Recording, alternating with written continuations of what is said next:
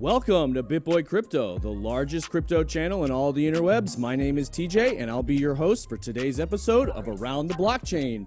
We've got some really good guests and some really good topics lined up for you today. Every day at 5 p.m. Eastern Time, we come to you live to talk about the trending crypto topics and your most asked questions every single day. Today, we're going to be jumping into hyper-Bitcoinization with all the countries and sovereign money we're seeing coming into Bitcoin. Is that going to be the end of the Bitcoin cycle? No more bear markets. We're just going to keep going up forever. We're going to talk about the world's second oldest bank with trillions under management making moves towards adding Bitcoin to their balance sheet and providing Bitcoin services. And finally, one of Bitcoin's biggest critics over the last several years, Warren Buffett, at 90 years old, looks like he's making a Bitcoin play with another company. We're going to dive into that and talk about what we see going on in the markets right now. But first, we've got a full crew here today. We've got Altcoin Daily joining us again. We've got everybody's favorite vision, Spencer Taring down there joining us, and Crypto Jebb, the fastest talker we've had on the show. And without Ben today, we've got a new face, Johhny Crypto, joining us here today. First time on the show. Be sure to show him a lot of love.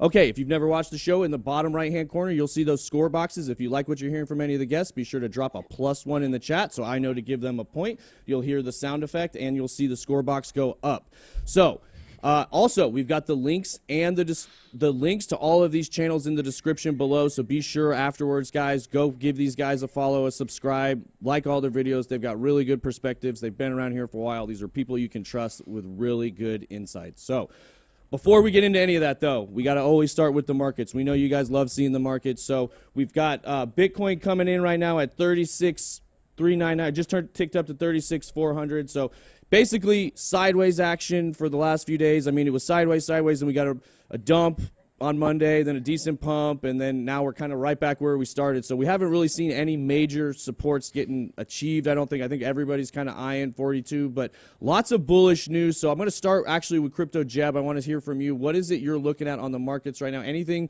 particularly catching your eye when it comes to price action or trend lines? Yeah, absolutely. So right now, guys, what we are seeing on the daily chart for Bitcoin over the last several days is naturally we've been in sideways consolidation ever since about the 18th, 19th of May. And during that time, we have seen Bitcoin trade sideways just above $30,000, just below $40,000. What we're looking at right now is Bitcoin sitting just below the 20 daily exponential moving average. I would encourage you, if you're not familiar with the 20 DEMA and you're not using it on the regular as part of your basic toolkit, you should, because if Bitcoin is capable of breaking above that 20 daily exponential moving average, then it's more than likely going to at least attempt to go into a more sustained rally. On the other hand, there is an uptrending level of support sitting on the daily chart right now that Bitcoin is sitting right above.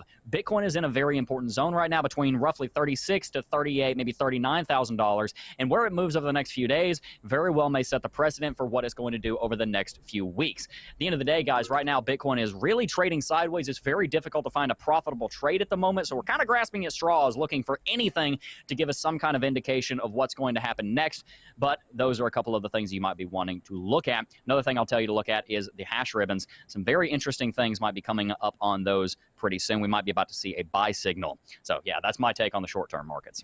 Awesome. Appreciate that. And Johhny, with you being new to the show, I'm interested. We were talking a little bit beforehand. You said you have a background as a financial advisor before you started coming into cryptocurrency and things like that. So I want to hear from you. What is it you're looking at right now, or anything catching your eye when it comes to the current action we've had over the last couple of weeks?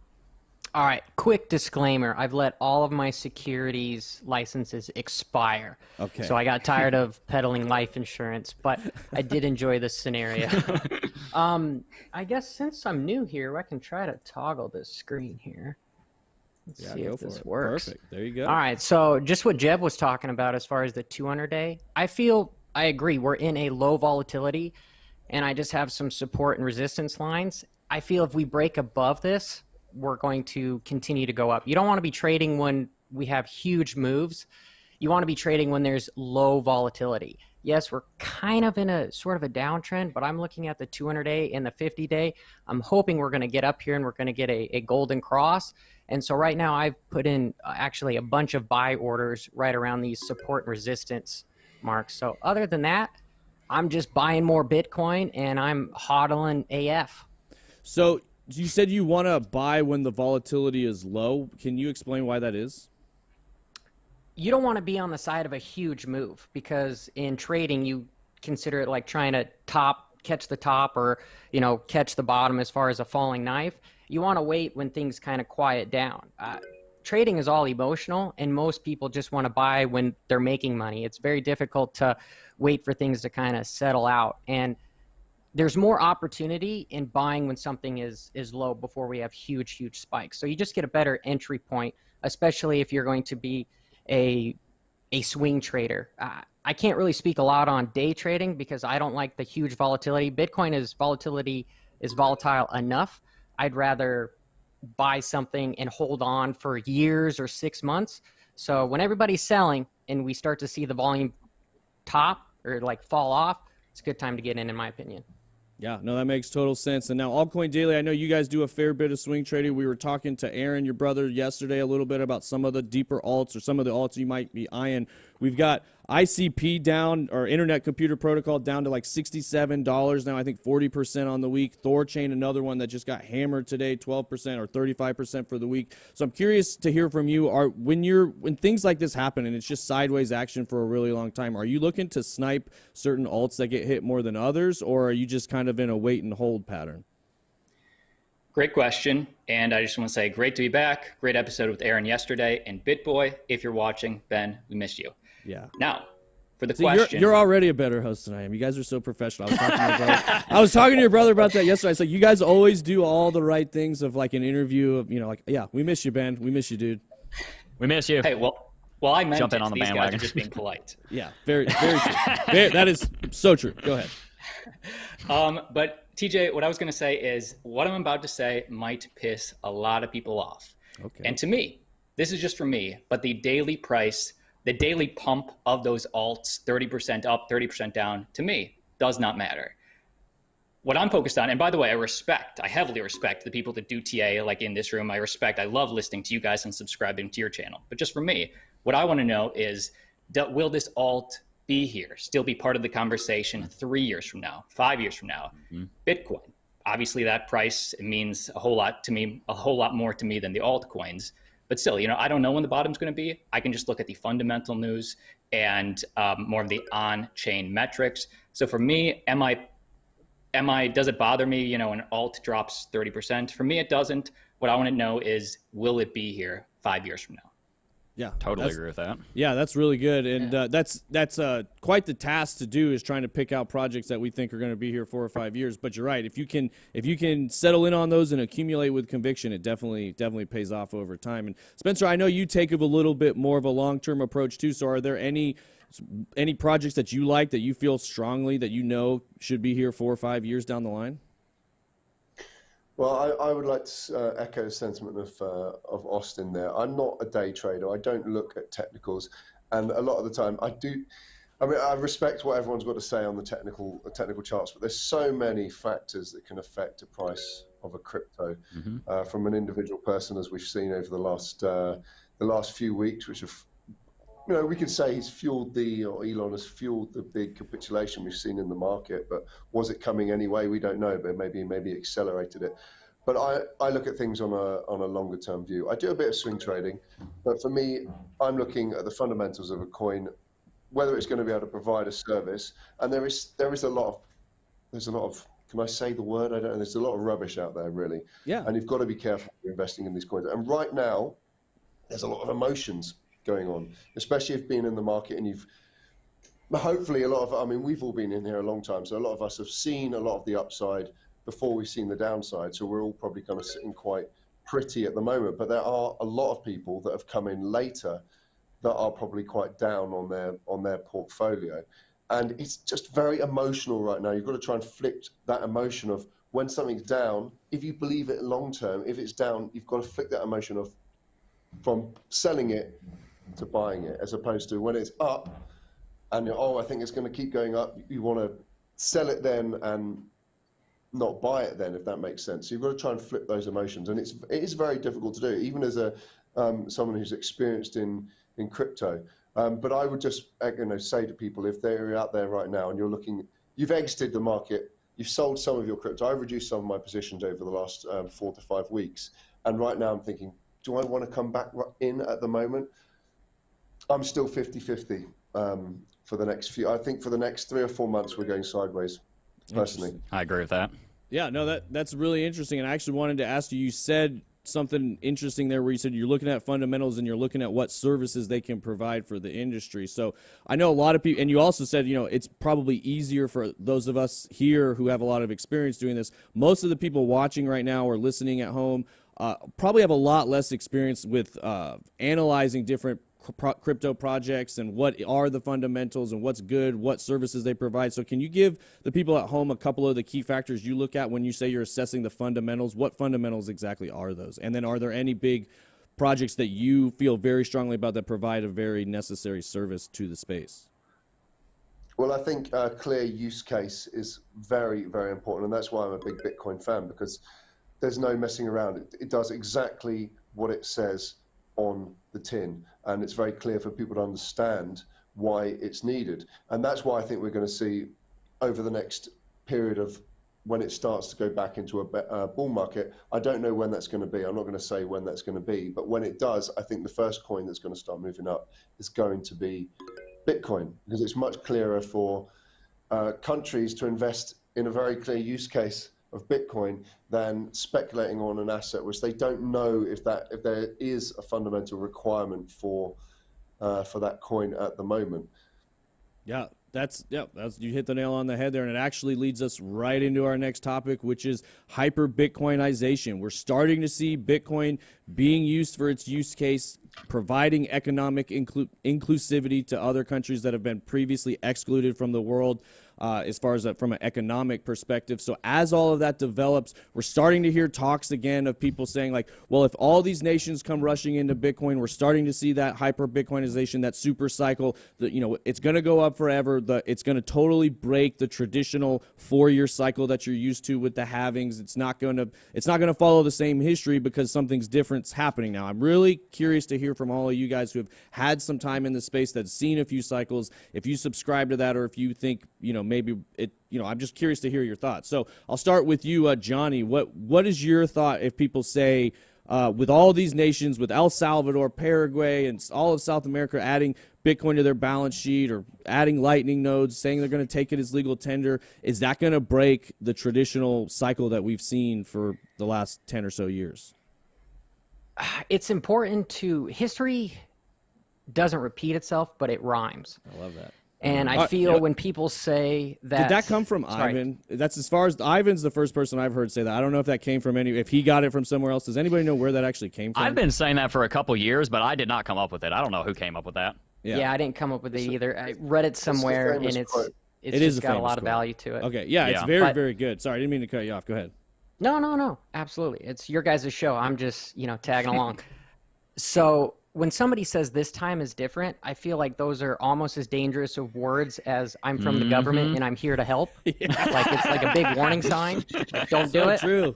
Red flag. So I feel we have to learn from the past, and with people adopting, if we look at what Bitcoin was designed to do, it was designed to give power to the people and get away from centralized banks. If we look at, there's 8 billion people in the world, 2 billion of them are unbanked. They are still working on normal commerce as far as, hey, I've got a cow and I need, I don't know, wheat or something, and they're trading back and forth. Well, like in India, with them deciding, hey, we're maybe going to put Bitcoin in an asset class as opposed to like a big currency. But with them doing that, it's 2021. We've got cell coverage. I mean, Elon Musk is coming out with the satellites that are a little bit lower, so we'll have more coverage around the entire world as far as bandwidth and spectrum. But if we have a cell phone, you could trade to somebody and nobody can stop you. Like a normal bank, if it's over $10,000, they want to know about it. And they're like, oh, we can't do that because they don't actually have it. They can't stop the transaction. And that's the beautiful thing about Bitcoin.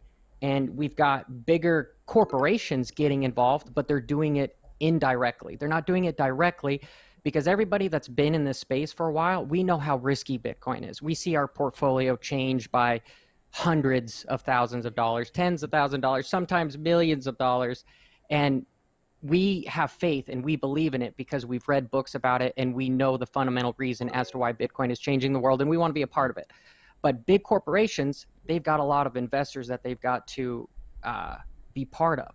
So they're waiting for other people to get involved, like these exchange traded funds that are going to happen. So then they can invest in Bitcoin and indirectly be a part of the volatility. But then they're still in the insurance world of the SPIC, the Securities Investors Protection Corporation, which is $500,000 per account. I don't know people that have like a lot more money if they just split it up or not, but it's different than the FDIC, which is only $250,000, but there's insurance behind it. And if you can indirectly be a part of it, well, then you feel that I should be with it. And not to digress so much more, Bitcoin is 700 trillion. JP Morgan is 400, sorry, trillion, I meant billion, 700 billion. It's a big difference there. Bitcoin is 700 billion. Yeah. Chase Bank is market share is 400 billion. Wells Fargo is 200 billion. Bank of America is 350 billion. Bitcoin is already the biggest bank in the world. And if you don't innovate, you're going to get left behind. Look at Xerox, Blockbuster, Kodak. If you don't get on the bandwagon, you're going to become bankrupt and insolvent. So it's just a matter of time. And we just need a hodl, and don't look at the stuff every day. Pay attention to your family, and then just wait to, I don't know, just be a part of history. This is the dot-com boom. And I feel with inflation going on, being a millionaire is going to be middle class in the future. Yeah, just because of inflation. Yeah, that's a great point. We actually had that conversation here in the office today. We were looking up how many billionaires or billionaires were in the world, and then millionaires. And it's like being a billionaire is going to be like being the new millionaire, and being the new millionaire is going to be like owning a house or something. Like that's basically going to make everybody a millionaire. But that was a really good take there. And I wanted to ask Jebb. I heard you say just a few minutes ago that you think we're going to trade sideways for the next 3 to 4 months. So if that's the case, is that the traditional Bitcoin cycle would put us topping out towards the end of this year, September, October, sometime, maybe November, depending on how you look at things. But I'm curious to hear from you. If we trade sideways for the next 3 to 4 months, do you think we are going to be off that traditional model now? I'm so glad you asked me with that. Let me start with a little bit of a harken back to what Johhny Crypto just said. Shout out to you. That was a great little piece. Here's something that you guys have to understand. The word faith is actually very important in cryptocurrency, and I'm going to lead straight into your question, but I want to start here. The word faith in cryptocurrency is very important, and guys, you got to realize faith is not something that is a fruit of certainty, but it is a fruit of evidence. You don't have faith in something for which you have zero evidence. You have faith in something for which you have some evidence, but no proof necessarily. Maybe you have proof in it, maybe you don't, but that's not the point. The point is you have faith in something that you have evidence for.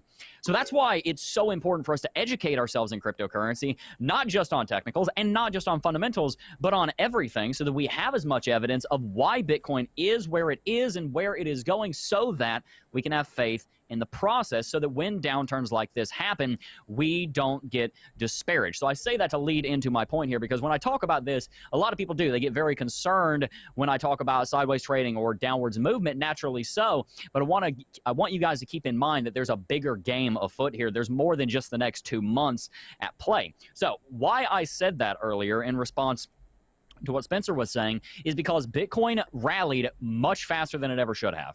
Bitcoin going to $65,000 happened much quicker than it ever should have. Let me ask the audience a question here. Would you rather have Bitcoin gone to $65,000 when it did, or $150,000 by December? I would much have preferred for the latter to happen, because I much prefer slow, continual, sustained growth that is not massively volatile. Bitcoin's volatility is, in one way, one of its biggest strengths because it attracts traders, but in a way, its biggest weakness also, because we get so volatile and build markets and market capitalization on the back of the opinions of a few, mainly Elon Musk over the last 6 months. Whether it's good or bad, we end up driving the price up because of what they think rather than what they are doing or what the rest of the evidence tells us. So my point here is this: we rallied far too quickly, and because of that, we've had a much deeper correction than traditional market history would encourage us to believe. Generally speaking, during bull markets, we'll pull back about 40%. We've already pulled back 60%, and by the way, for anyone who is a technical analyst, we are sitting right in the golden pocket if you extrapolate from $9,000 in February of last year to $65,000 of this year. For anyone who's not an analyst, that basically means that $30,000, technically speaking, is probably the bottom. I have fundamental reasons for believing that also. The reason I say we're probably going to trade sideways is because so much of that momentum that we built in the earlier part of this year was built on hype, speculation, and opinion rather than on these fundamentals. And I think what the market needs to go through and what the market is going to go through over the next 3 to 6 months is a transition of people valuing Bitcoin and cryptocurrency because Elon Musk said so, and they're going to start valuing Bitcoin and cryptocurrency because, oh, I don't know, entire countries and Berkshire Hathaway, a multi-hundred-billion-dollar company, are talking about moving into Bitcoin and cryptocurrency. I think what happened over the last 12 months is a lot of newer people got into the cryptocurrency space, and because of a general lack of education in the cryptocurrency space, which is no fault of anyone, that's the way we all start. I made a bunch of silly decisions when I was new to the market, so don't take that as a slight against anyone. Yeah. I've said this many times before. We love our crypto noobs. You are what keep the market going, so please don't leave us. But the nature of our crypto noobs is that they tend to get very emotional and they tend to listen blindly to what other people say and believe, and they make trades and investments based off of that. As those people continue to mature in their careers here in the cryptocurrency market, because I personally don't believe that a lot of them have left. Some of them have, but I think a lot of them are starting to see the writing on the wall. They're starting to see, oh, wow, Bitcoin, cryptocurrency. This is actually going to change the world, especially with entire countries adopting it now. I said this back in 2017. When people start trusting Bitcoin because they see the big daddy institutions adopting it, then they're going to be more interested in getting in it because someone has gone before them. Someone has blazed the trail. Well, now that is happening. What we're going to see, more than likely, is some slight sideways trading with maybe we're going to go up a little bit, maybe we're going to go down a little bit. The point I'm making is that I don't expect a gigantic rally in the next 3 months. I do expect it sometime for the end of the year, but probably not over the summer. When we do see that gigantic rally, it will be hopefully a combined result of strong fundamental understanding of what gives Bitcoin value in the first place, and yes, hype to pour gasoline on an already raging fire from newer investors coming into the space. We want to see newer investors come into the space. It is a sign of a rapidly, fast, healthily growing market when newer investors come in and the market is driven by hype. But you can't run a car, you can't run a jet on just jet fuel, on just afterburners, right? You can't just run a car on nitrous. You got to have some actual gasoline there. You got to have something real, tangible driving it. And the way that it's going to be driven is by people actually understanding what Bitcoin does. So yes, I think the next 3 months or so are probably going to be slightly sideways, but after that, I think we're going to start seeing a lot of rallies as all these countries and major corporations getting into cryptocurrency continues to add fuel to that fire. That's my opinion, but yeah, time will tell. I guess that's what makes this so fun, is we get to wait and watch and see what happens. We come out here every day. We tell you what we think. Obviously, nothing's set in stone. You have to make decisions for yourself, do your own research, which is like why we like to pull together different perspectives from different people. So we really have a good time with this show. And you mentioned, you made a lot of really good points there. One of the things you mentioned is all these countries that are buying Bitcoin. The main one being El Salvador right now, that's made it its legal tender. Then we heard a flurry of other countries talking about considering doing that. One of the main ones coming out today that tends to flip-flop on it a lot is India. Austin, I'm sure you've heard all the stories, probably covered several stories over the years of India's banning this or banning Bitcoin or banning mining. You know, nobody can use it there. All meanwhile, everybody in India is in your chat saying, no, we use it all the time. It's fine. This is all fake news, blah, blah, blah. So then they come out with a story today that they're considering classifying it as an asset. So much larger economy, a lot more economic activity going on in India, a lot more people there. I'm curious to hear from you. Do you think this is going to start to be a domino effect and we'll see other countries adding Bitcoin here in the very near future? Great question. To me, India is sort of the country that cried wolf. So just with that country specifically, you got to prove it to me. And even if you do switch pro Bitcoin, I'm going to wait 6 months and make sure you don't flip flop back. But for the bigger picture, I really loved what the other two panelists said. I think this is a great panel. And especially on Altcoin Daily, we like to approach things a different way, sort of demystify the cryptocurrency market for the average person. So to answer this question, TJ, let me throw you a quote, okay? I want Spencer to grade me on my British accent, but TJ, I want you to name this movie. All right. All right, two people talking, 2 lines. You didn't beat me. You ignored the rules of engagement. In a fair fight, I would have killed you. Well, that's not much incentive for me to fight fair then, is it? I feel like I should know that. I mean, it sounds like a Sherlock Holmes kind of thing, but I don't know. Is it called Rules of Engagement? Is that the name of the movie? He's had it. What's the movie? Romance movie? Well, it definitely wasn't because of the accent. It Pirates of the Caribbean. Pirates of the Caribbean. I knew the line. Oh, I knew that. Come on. Why would I fight fair? Yeah, Jack Sparrow. Yeah. Yeah, that's not much incentive for me to fight fair if you would have killed me. That's not much incentive but how to is fight fair if you would have killed me. Yeah. How was that, Spencer? The accent. Yeah, I'm not going to give you a star rating for that. Unfortunately, mate. Sorry, I've got to keep it. I've got to keep it real. I've got to keep it real here. Yeah, and just a side note, the chat did let me know that other quote, the history doesn't repeat itself, it often rhymes. That's a Mark Twain quote. Mark Twain. Yeah. That makes sense.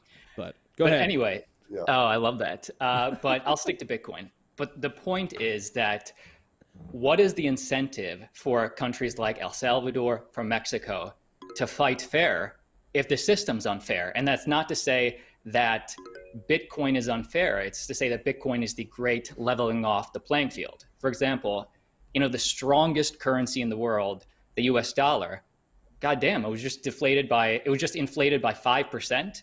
And that's the strongest. And that's going to keep going for the next decades. Well, that's not much incentive for those smaller countries that already have huge volatility and unstableness, to stick with the status quo. So in terms of, I'm not sure how long the 4-year cycle will happen. This fundamental news is big picture, fundamentals. And a lot of people sort of confused, like, well, Austin, at one time you said the Coinbase IPO, it wasn't a big one, but that was a small sort of fundamental green flag. I thought, just what it meant for the space, how traditional finance is adopting it. It was small, to me significant. But why'd the price crash? It's because, like Crypto Jebb said, short-term price action, anything could happen. There's a myriad of different reasons why. Long-term, that is a green flag. El Salvador legalizing Bitcoin as a currency, that is a green flag. Mexico proposing that law, they may follow El Salvador, it is a green flag. So, as long as we're understanding the why this is happening, then, if you wait long enough, those are the sort of the fundamentals I stick to. Yeah. Like you said, the why is one of the most important things. And Yep. I think what you said there was really key. Like, some huge historic fundamental things can happen today, and you won't necessarily see that immediately reflected in the price tomorrow. Sometimes these things take time to develop and play out over the next few months. So, Spencer, we're spending a lot of time on this topic, but I do feel like it is very important. Like Austin just mentioned, it is history. It's a major part of history. We're seeing Bitcoin getting accepted. So one of the things they're doing with this, it's through the Strike app, and it's specifically in El Salvador, they're using the Lightning Network to facilitate all of these transactions. Now, the Lightning Network has been it's taken a lot of heat over the last several years from a lot of different developers of how stable it is, how, yes, it can do fast transactions, but are these channels really secure, and can you keep all the uptime? There's a lot of different kind of technical issues that it's run into in the past. They've been working on it a long time. It's come a long way. Obviously, Jack Mallers specifically has done some really, really, really amazing work with the Lightning Network. But my main question for you is, do you think it's ready to really handle these kind of transactions at scale in a country like El Salvador? Do you think, or could it run into issues? Well, I think, the quick answer, if it's not, then you're going to see some big problems, aren't you? Yep. We talk, some of the things you guys mentioned over the last few minutes with regards to Bitcoin hyper-adoption or hyper-Bitcoinization. First of all, we start peer-to-peer, so it's people to people. That's where Bitcoin was originally. Then we're moving into business to consumer. So you've got businesses being set up around Bitcoin that are then selling to consumers. Then you've got corporates, B2B, people getting involved in it. Then you get institutions, and then the final one is countries. And if you'd said to everyone 10 years ago when we first started it, it was kind of a bit of a pipe dream. But we're now at this stage where the first countries are legalizing Bitcoin as legal tender, and there's quite a few parts to that need to be working. First of them is the Lightning Network, because it's not going to work as a day-to-day currency if we don't have a solution for faster and cheaper transactions. Personally, I'm still very bullish on Bitcoin with regards to its store of value. And talking about the way countries work together, I just can't see the future where, and I'm sorry to all the American citizens out there, I just can't see a future where other countries are going to accept USD as the money of the world. I just can't see it. It doesn't make sense to me. It kind of feels like this person or this country is dominating everyone else at a completely unfair stage. And America. Bitcoin is the America. Yeah. You know, America. I mean, English people, we've got this. I mean, we're very well closely connected to America. It doesn't make a big difference to me as a person. You know, I don't feel like unfair because USD is controlling most of the financial markets. But if you're talking, okay, I'm a little bit bitter. But if you're talking outside of that, Hey, you guys had your time. You had your time. well, we set you guys up. Yeah. It's true. If you're talking outside of that, then it's just for me a natural answer to have Bitcoin as the world's reserve currency. It makes sense. It makes things fair, and especially with the rise of China. And obviously, I've been living in China for 10 years, so I've got kind of a very a good insight into what's going on there. And they've been trying to ban Bitcoin. That kind of fud's been going on and on and on. But I see, if China can't become the new USD, it's just a natural stage for Bitcoin to become the base currency of the world. And I think people do things for two things. They do things for fear of loss or opportunity of gain. And that applies to countries and governments as well. And once this snowball effect starts happening, which maybe it's started already with El Salvador taking the first step, you're going to see a lot more third world countries. India is a perfect use case for Bitcoin. Perfect. If their government can be bold enough to accept that Bitcoin is here to stay and they're not there to control the financial status of all their citizens. If they're bold enough to do it, I think it's going to be very good for them in the long term. Maybe they're going to ban it. I don't know. But that's something we'll see, I guess. Yeah, we'll have to see. With regards to the cycle, the Bitcoin cycle, it's going to eventually end. So whether it's next year, in 10 years' time, in 100 years' time, we are moving towards the end of the Bitcoin cycle. We just don't know how quickly or soon it's going to come. So do you think we will go back into another bear market after we top out here? I think sideways action until ETH 2.0. ETH 2.0 for me is the big catalyst for everything that's gonna happen in this market.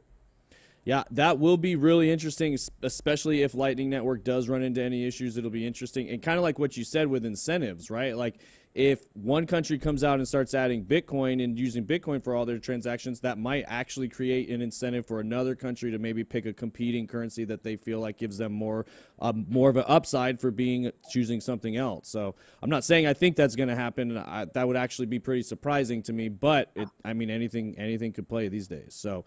But let's shift gears. An open market for people to choose. What's that? It's an open market for people to choose. That's the beauty of it. Yeah, that's what it's supposed to all be about. And we've got 8,400 people here watching, only 1,700 likes. If you guys could help us smash those likes, we should easily be able to get over 3,000 like we did yesterday, maybe 4 or 5. This is literally an all-star cast, so all these guys are amazing. And like you said, like you've heard already, they've got really, really good perspectives. And we're gonna shift gears here a little bit and talk about some other big things that are somewhat historic, not as big as countries adding it, but now we're seeing the world's second oldest bank with $3.6 trillion under management starting to make moves towards adding Bitcoin and Bitcoin products. We've also seen Coinbase now announcing that they're going to be partnering with a 401k provider. I know there's trillions on the sidelines in pensions and 401k. So kind of like as Spencer mentioned, the kind of cycle of what you see with peer-to-peer, and then you got some businesses, and then you start to see some institutions like banks and exchange-traded funds, and then the kind of highest end of hedge funds and institutions is that big pension and 401k money, which we're starting to see now kind of simultaneously with governments adding it. So with both of those big things kind of being pushed to the forefront very quickly right now, I wanted to kind of jump in and see, like, do you think, I'll just start with you, Johhny Crypto, with that background. Do you think 401ks in Bitcoin will be a thing of the future? And do you think this is pretty major news, or do you think it's just more, just another day in crypto news? Absolutely. I mean, what India is doing with trying to make it an asset class is the right thing to do. It's not ready to be a form of currency until Bitcoin is pretty much topped out above gold. Until we see the volatility kind of slow down, it should just be an asset class. And it being as part of a 401k, I personally tell a lot of my own friends that you should have at least 5% of your investable assets into cryptocurrency, just because you want to be a part of something happen, because this is basically the .com boom of our era. We only live so long, and time is fleeting. We have very few opportunities, and there are some of us involved, like in this room, that have been much more risk adverse or just risky, so that we've plunged into it head first for a while. But retail people, they don't believe in cryptocurrency because of the media. The media has a spin on it, and they want to help tank the bottom. They want to do all this FUD so that they can buy more. But once corporations start adding as far as retirement accounts to set up and make it easy for people to invest, then we start seeing the mass adoption, and then people start seeing, hey, this is actually kind of a safe asset. I feel comfortable with investing in it. But again, I'm nervous about the first person to do it, because typically whenever somebody is the first to do anything, they're the ones that knock down the door and they get trampled or they get shot. So as far as countries adopting the currency, I don't see it ending well for the first person through the door. And I feel a lot of people are on the back burner waiting for this to happen. Like, I mean, look at the Winklevoss brothers. They've been trying to get an EFT forever, and they don't really trust their exchange as far as Gemini. So now they're going through another Bitcoin trust, another bank, to take all of the risk. And then they're just going to have the Winklevoss and Gemini hold the private keys because their software is set up for holding the Bitcoin.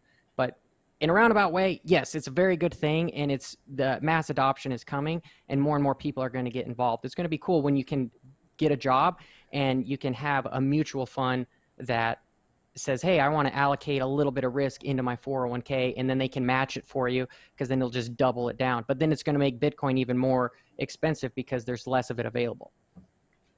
Perfect. Yeah, good call. And then were you referencing that VanEck ETF deal? Is that what you were talking about with the Gemini stuff? Yes, yes, correct. Yeah, Thanks, they are partnering, VanEck and Gemini partnering up to provide ETF quality. And like he mentioned, Gemini is simply just holding the private keys on behalf of the VanEck ETF. So, and Austin, I wanted to hear from you about this same subject, because you were talking about kind of these monumental moments in traditional growth. We've talked about a lot of the countries and stuff like this. Does the world's second oldest bank, does that mean anything to you, the age of the bank, when we're talking about like staying relevant and reinventing yourself? Like I think it was Spencer talking about that earlier. It might have been Johhny, but does that matter to you? $3 trillion invested, second oldest bank, Hell yeah, TJ, it matters to me. And I want to clarify that it does not matter to Bitcoin. That bank, Bitcoin doesn't need that bank, but that bank is kind of learning, hey, we might need Bitcoin. And I think what Crypto Johhny said was dead on in terms of, this is the gold rush, this is the internet bubble, whatever the words he used, that institutions, for the first time, this is the cycle that institutions come in, are finally understanding something that, the greats like Chamath Palihapitiya, Mark Yusko, Travis Kling, Anthony Pompliano, a lot of people have been saying that at a certain point, it's going to be fiscally irresponsible for you to not have 1%, 3% into Bitcoin, into these digital assets. And with these big banks, what they're realizing is, whoa, holding Bitcoin for us, it still may be a little too risky for us. It's still a fringe thing, but they can sell the picks and shovels. If this is the gold rush, and they have client demand asking for this, even if it is just 1% of the portfolio, 2%, they'll sell the picks. They'll sell the shovels. That's how Wells Fargo, became the juggernaut that it was back in the California gold rush. And so the trend continues, because that's what the people want. Exactly. No, you hit the nail on the head. You can always, you're going to need exposure at some level at some point. It becomes physically irresponsible not to. So and that's a perfect transition into our next topic. We've got Warren Buffett, who famously, one of his largest holdings is Wells Fargo, which you just mentioned, that made most of their wealth selling the picks and shovels during the gold rush. He loves to buy products that produce cash or produce products. He doesn't like to just sit and hold on something hoping the price is going to go up. It's why he's a holdout on a lot of tech stocks, Tesla, other stocks like that. He likes to see things with products and services. Now we're seeing he is, I think in the past, invested in a few, on small scale, like Bitcoin mining operations, which makes sense. And I think he's invested in a lot of gold mining companies that had a lot of gold supplies because, you know, same thing, store of value, and it's a safe thing. He doesn't want to just buy gold, but he'll buy companies that hold a lot of gold and produce gold. So next topic, we're seeing him move towards a Bitcoin related product. We've had a lot of talk about hedge funds and institutions in this conversation here, but Jebb, I wanted to hear from you. As all this big money starts coming into crypto, we got hedge funds, we got Warren Buffett, the second oldest bank, some of this big traditional money. Is that part of what you think is going to hold us down for the next 3 to 4 months? Is that as they accumulate because we've got these prices down? Does that play into your analysis at all? So I think it's important to realize that when you're looking into a history textbook, you're not seeing it through the eyes of the people that lived through the history. You're seeing it through the eyes of the people that have already experienced the history and are able to go back and document it. Let me ask you a question. Hey, Do all of the major movements in history, even the very beginning, that is normally very small, does that show up on the front page of the newspaper? Or does the inflection point show up on the 13th page of the newspaper, and then 20 years later, everybody realizes how important that one moment was, and they write it down in the history textbook, and everybody forgot about what was on the front page, because what was on the front page, when the author wrote it, he didn't have the discernment to know what was going to happen off in the distance. We are seeing so many things happen right now that are back on 13, 14, 15 pages of websites. And for the longest time, we didn't realize how important it was. But now we're nearly 13 years into this game, and some of these things are coming to the front page. We're moving through something called a bell curve of adoption. Whenever you go into the adoption of anything, an S-curve forms, where people go in and they buy slowly and slowly, and then faster, and then all at once, and then all of a sudden everybody has indoor plumbing, everybody has internet, everybody has phones in their pocket. But it didn't start that way. It didn't start quickly, and it didn't begin that way. What happened is that you saw a bunch of tiny little innovations. You saw Bitcoin get launched and nobody heard about it. You saw Mt. Gox get hacked and nobody that was in the space knew about it. Then you see 2017 happen, a landmark instance, and you start seeing these inflection points, but they're only known to be inflection points with the benefit of hindsight. What we're seeing right now are all kinds of little movements that don't seem like a big deal right now, and so they're not stirring the pot at the moment. We're not necessarily seeing the price move, even though El Salvador is adopting Bitcoin, even though Paraguay and some of these other countries are moving into it. We're not necessarily seeing the price because one of the oldest banks in the world is getting involved in crypto. We're not necessarily seeing the price move because of Warren Buffett. And by the way, I don't think that's a trend that's going to change relatively soon, because traders, and especially all the newer people in the cryptocurrency space, tend to be very emotional, and we tend to make a lot of trades based on what is big and flashy and hype, such as Elon Musk talking sweet nothings in our ear about Bitcoin, or the opposite, and causing the market to tank. We tend to like emotional stories. That is what gets clicks, so that's what the media reports. It's not as interesting to say, oh, well, this little technological development on Lightning Network, or this little proof of history development on Solana, or this little backwater thing going on in this project. It's not as interesting. It's not as enticing to the average viewer. But what we're seeing right now is we're seeing a ton of those.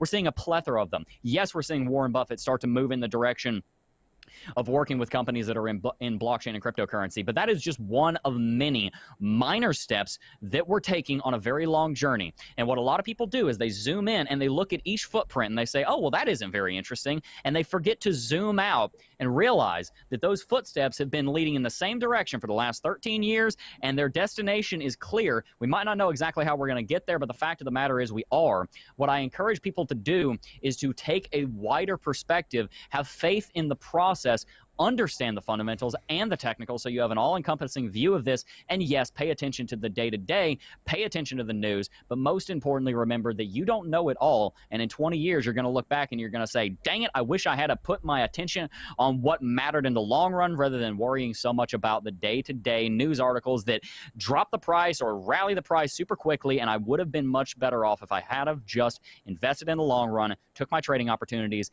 and been happy with that. It's my take. There you go. I love that. Take. That was a great take. Yeah, start to finish. You always have a lot to say, so I love it. And just to be clear, I didn't mention the bank that he invested in. It's actually Nubank. It's a pro Bitcoin digital bank.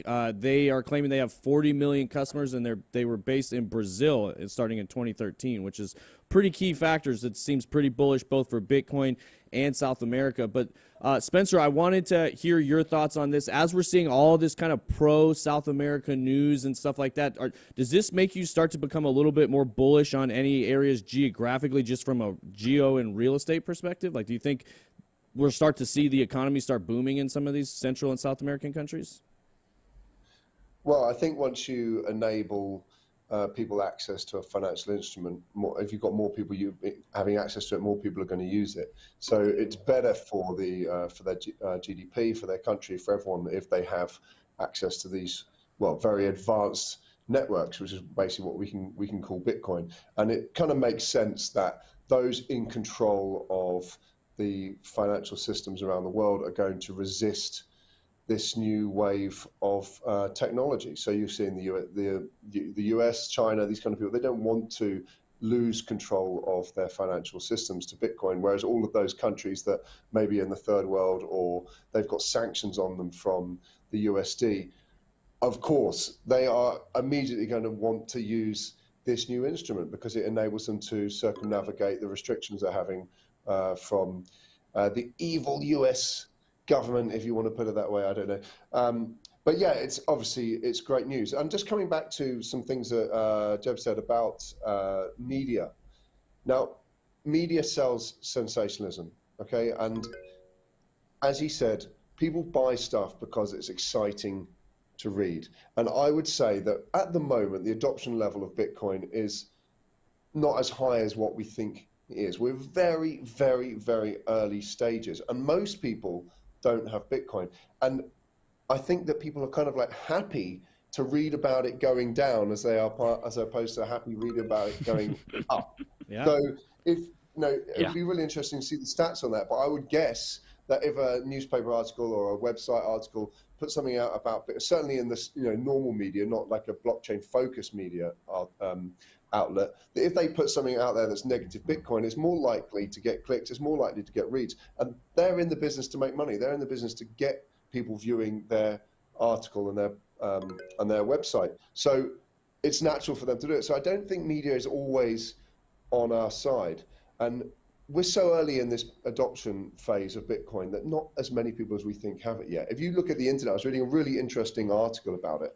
And the internet started, the first ideas or the first kind of stage of it was actually in early 70s, in 1970. Mm-hmm. And they started connecting a couple of different nodes during the 70s. And it wasn't until 1992 that the first kind of consumer end browser launched, which was Mosaic Navigator, which then became Netscape in 1993. And so you've got 20 years of development there. And then the internet didn't really get full adoption until early 2000s, right? And then it got really big adoption in 2010 and onwards when we see the advent of social media. So it's kind of a 40 to 50 year process of adoption. So I would put it out there that we are so early in the adoption phase for Bitcoin. It's such a new technology that people do need to think about the long-term goals of what they're trying to achieve. Yeah, that's huge. The time frame is everything, and your kind of time perspective can change a lot the longer you're in this and the more you zoom out. So that's a really good message to keep in mind. And as we know, a lot of the people here at home they're probably newer to this space than a lot of us on the show right now. So Austin, is there any advice you have for people at home that might be new to this that you can kind of help them? Anything that helped you kind of expand your perspective of time? Like, because it's one thing to say, like, don't focus on the day, the month, the year. You got to think on a 10, 15, 20-year time frame. Is there anything that you came across in your experience here that's helped you kind of look at things in that light because you do it so well? I would say something that's very common in this cryptocurrency, when you first learn about crypto, is this feeling of FOMO, or I missed out, or, I just caught up. Oh, I wish I would have got there, 6 months ago rather than, or, even better, 6 years ago. That's very normal. I would say the biggest mistake people make is investing in something they don't understand. So they see Bitcoin and they see that's by this time in the cycle, and that's different, than even just 4 or 5 years ago in 2017. Easy pitch for Bitcoin when the Fed started printing all this money. Oh my God, I see the value of Bitcoin. But then people that come new into the space, they see, well, they have price unit bias, and they see all these other stuff, and they want to invest because they don't want to miss out, and then that's how you get wrecked. So I would say you can't learn too much, especially in these down times. Never stop learning. Use this as a gift. It is inevitable if the U.S. government, Fed, continues inflation, continues to print money. 100K Bitcoin is inevitable. in my opinion. $1 million Bitcoin is inevitable, in my opinion. And of course, what'll $1 million be worth? Just like we talked about earlier, maybe not much with all that inflation. But the point is that, use this time to learn, invest in things you understand, and maybe you can have 20% of your portfolio in the F it, this is my little moon bag, because that's very human. We all do it. That's such a human thing to do. But make sure you're not over leveraged, and you really understand something, and you have a strategy going in before you put your money. Great advice. Great advice. And Johhny, last question for you. As we're seeing Warren Buffett, one of the biggest kind of names in traditional investing, probably one of the longest holdouts and proponents of like negative news towards Bitcoin, starting to change his tune a little bit. Do you think we're going to start to see a domino effect now that, if Warren Buffett's investing in it, it's almost kind of got that traditional stamp of approval? Do you think we'll start to see a domino effect from other big investor types that are going to follow suit here? Absolutely. Inadvertent experience is the best teacher, and Warren Buffett has a plethora of experience. He's the first guy that went with Coca-Cola and made all sorts of money. And a lot of the baby boomers, they don't believe in Bitcoin because this guy said, don't buy it. And if he starts switching his tune, then the majority of other people might follow suit. Again, that goes back to what Altcoin Daily was saying as far as about people being emotional. Like, one of the biggest things I get from people is, what should I buy? Should I buy SafeMood? Should I buy Dogecoin? Should I buy this? And it's like, dude, guys, pick up a book, understand it a little bit more, come back. Now you got to have a risk allocation for this stuff, because the biggest thing that I see like trolls on Twitter is they're telling Elon, I lost my house because of you. And it was just, it's the Darwin effect. It's like, you shouldn't have owned a house to begin with because you're stupid with money is basically what is happening. You shouldn't do that. When I was a financial planner, I would have people come in and they didn't want to have a risk management in place. They just wanted to have sexy gains. And just what Jebb said as well, with just the prices just skyrocketing to 65K, everyone thought that this was just their rocket to wealth. Same thing with Dogecoin. Like, I can't believe the people that have made a couple $1 million in Dogecoin, but they're going to lose it all because they don't understand fundamentally how to manage risk and how to manage money. If you go to sleep at night and you're scared of what the price is doing, you're over leveraged, you have way too much at risk, you need to reassess what's going on. And Bitcoin is a good store value. Like, if you look at the three factors of money has to be a store value, a unit of account, and a medium of exchange. Bitcoin fits two of those. It's a store value. It's a medium of exchange. You can purchase things with it, but it's not a good unit of account because it's so volatile. It's good unit of account. It's not a good medium of exchange. Okay. Well, thank you, TJ. You guys are teaching me some stuff too. That's why I'm sorry, TJ. Are you a host or are you a panelist? I'm sorry.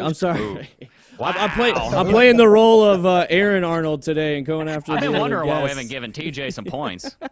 Just kidding. No, I'm sorry. I'm just saying a lot. That's the main argument, because the transaction fees are so high that the medium of exchange aspect has gotten lost a little bit, but it does still hold its value well, and you can still use it to account. No. Thank you, TJ.